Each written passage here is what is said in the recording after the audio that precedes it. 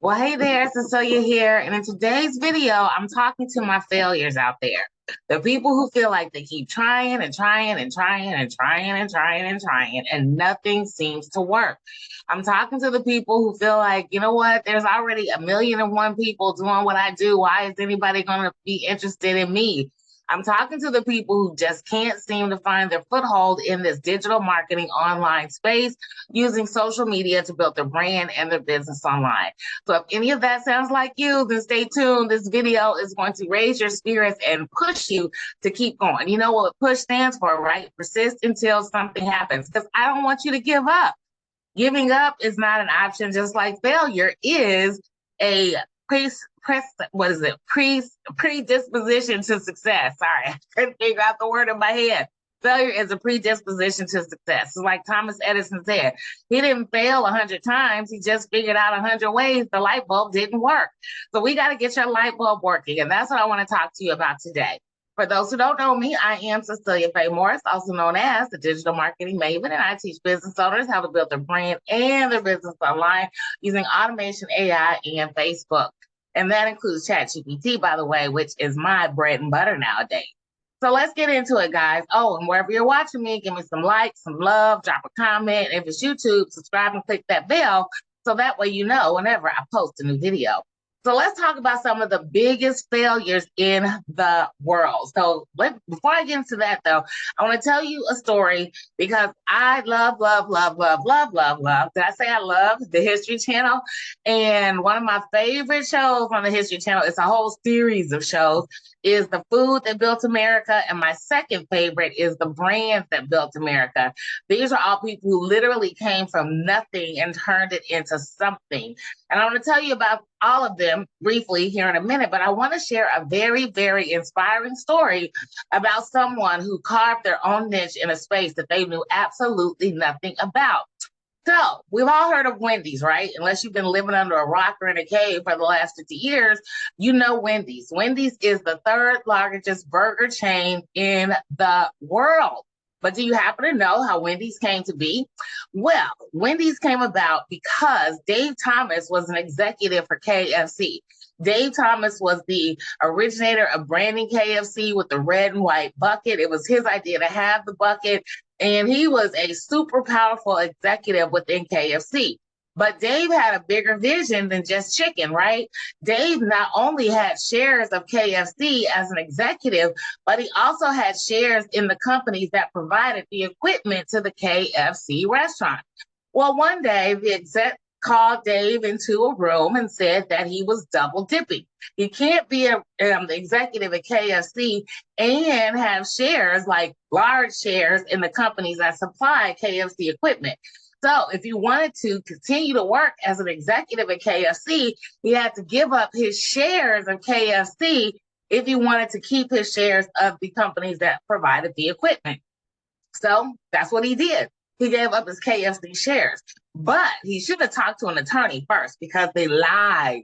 Can you believe that? Corporate executives lying to their partners? Yeah, they lied. And they cheated him out of close to $2 million. So pissed off, Dave didn't sue them. He didn't say, you guys owe me this money and I'm going to get it if it takes me to my grave. No, Dave decided that he was going to get out of the chicken business and guess what? Go into the burger business. At the time that Dave Thomas entered the burger business, McDonald's and Burger King were already number one and number two. He came up with a square patty because it looks like you're getting more meat because it actually is outside of the bun. And he came up with the two-step drive-through. One step where you pay and the second step where you get your food because perceptually, it seems like we're spending less time in the drive-thru versus spending all our time waiting at one window for us to get the food. And then McDonald's and Burger King and all kinds of restaurants copied his two-step drive-thru philosophy. But I say all that to say, Dave went into a whole other arena with burgers when McDonald's and Burger King were already number one and number two in the market. And not only did he go in, but he dominated. And he and Burger King kind of switch off sometimes between 2 and 3, but McDonald's is always going to be king of the mountain. But I say that to say, again, he didn't let the situation discouraged him from being an entrepreneur. He just found a way to be a better entrepreneur. And again, a lot of the ideas that KFC has today, starting with that bucket and that red and white, all of that came from Dave Thomas. And then let me tell you a little bit about KFC. Harlan Sanders was actually cooking chicken in gas stations. Yes, cooking chicken in gas stations. And then he was farming out his whatever secret recipe or whatever to people, and they were paying him at the time like 5 cents for every piece of chicken they sold just to have a special recipe or whatever. And then he went broke. Oh, and by the way, Harlan was a murderer too. He killed somebody over his chicken. Again, if you want to see the whole story, you got to watch the History Channel, The Food That Built America. So he was a murderer. He was selling his chicken in gas stations. He was charging people 5 cents a piece of chicken for every one they sold to use his secret recipe. And he ended up selling his franchise because he was broke, like broke. He sold the whole brand of KFC, and the only thing that he got out of it was to be the face of KFC. Harlan Sanders, the face of KFC. Who brokered that deal for him? Dave Thomas, okay? So that is why you can't get worried about, one, if people are already doing what you do, because the thing about your future is, if it's for you, nobody can take it from you. And if it's for you, the only person who can stop you from getting it is you, right? So that was the moral of the story there. And then the other moral of the story is, don't worry about how many people are already doing what you do. Do what you do in a way that is unique to you, and your vibe will attract your tribe. So let me tell you why failure is a presupposition to success. I want to give you some names of some really, really big failures, right? Hopefully you are impressed by this list as much as I am. All right, failures. Aunt Jemima, the brand Aunt Jemima, they filed bankruptcy 3 times before they became the Aunt Jemima. Well, I guess she ain't the Aunt Jemima we know and love today because of all of this wokeness. But if you're a person of a certain age, you know who Aunt Jemima is. 3 times they filed bankruptcy. Pepsi, 3 times filed bankruptcy. Not only that, the thing about Pepsi that is really interesting is that Pepsi was on the verge of being wiped off the map by Coke.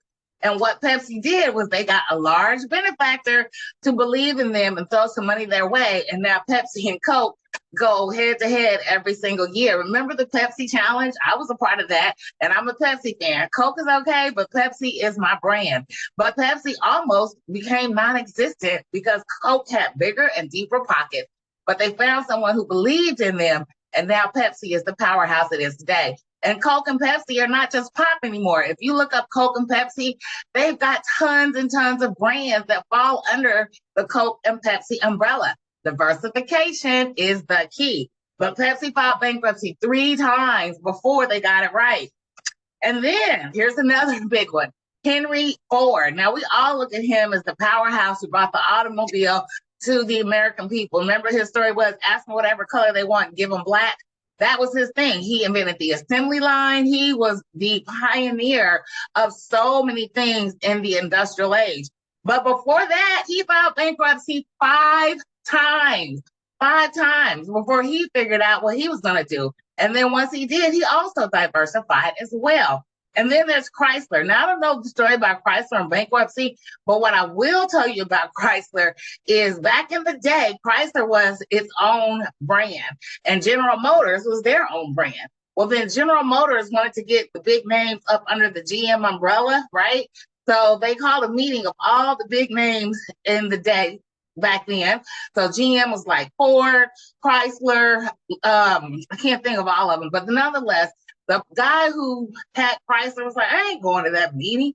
I already got my brand. And he didn't go. And look at what Chrysler is today. Chrysler has one of the tallest buildings in New York City. I'm just saying, right? Wrigley's Gum. Wrigley's Gum, bankruptcy 3 times before they got it right. And then now, you know, Wrigley's is like, I wouldn't say a household name, but if you know gum, you know Wrigley's. And then again, they got other stuff under their umbrella too, diversification. But before they became diversified, they were just Wrigley's chewing gum, right? So they filed bankruptcy 3 times. Here's another big one, right? Are you ready for this?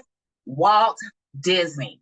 And I just watched his story. It was like a 3-hour thing last Sunday on the History Channel talking about the brands that built America. And his story is so freaking amazing, right? He started out like a director slash producer slash movie person in Hollywood. Then he did, I think it was Snow White, it was like the first feature film or something like that. But he created a whole amusement park theme thing in his backyard for his children because he remembered what amusement parks were like when he was growing up. When he came up with the idea for Disney and to put it in Anaheim, California wasn't even a blip on the map. But think of what it is today, all because of Walt Disney. And then when he wanted to go to Florida and really do it big, he was buying up land in the pseudo name so people wouldn't know that it was him. And a reporter, a young lady reporter, went to him and caught him in his office or whatever it was, caught him and asked him if he was the mysterious person buying up all this land in Florida. And I think she said Orlando. And he was like, Central Florida? No, that's not me. But she knew it was him because at the time, Central Florida wasn't even being thought of as some place to put something as elaborate as what Disney is today. Do you know that Walt Disney filed bankruptcy 7 times, right? 7 times. All right, here's the last one I'm going to give you because I think this one is really interesting too. So there's the Heinz guy, Heinz ketchup. Now they have mustard and they got other stuff.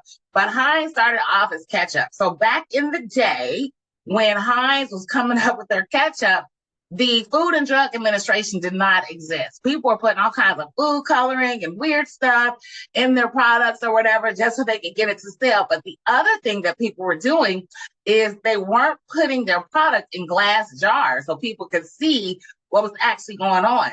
So not only did Heinz pioneer putting his ketchup in glass jars, he also sent his son to school to educate him and then go to Congress and fight for what we now know as the Food and Drug Administration. Now Heinz is so big, like Heinz is like the name of ketchup. You can slide to the moon and back 10 times for the amount of ketchup packets that they produce every single day. But before Heinz became a household name, he also was bankrupt.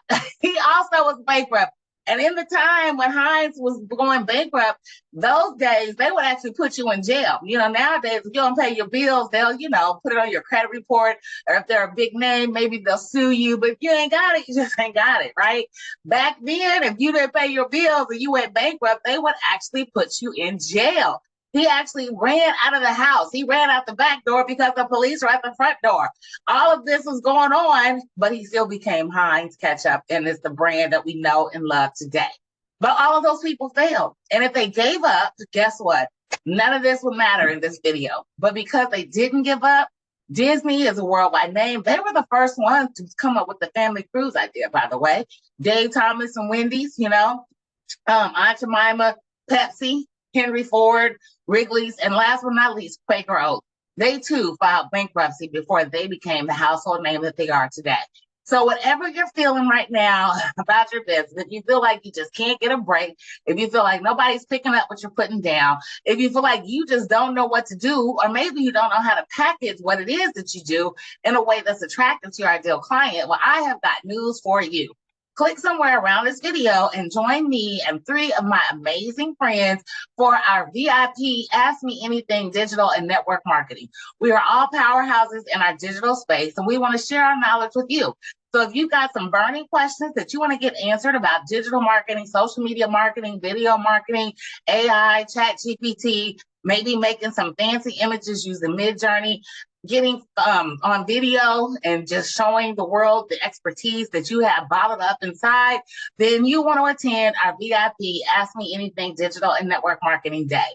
The link is somewhere around this video. You're going to meet Joanne Langston, who is a super superior graphic designer using Midjourney. She's also a seasoned network marketer. You're going to meet Marla Press, who is going to show you how to wow your audience. You're going to meet Yolanda Kennerly, who helps women strategically do videos in a way that brings success.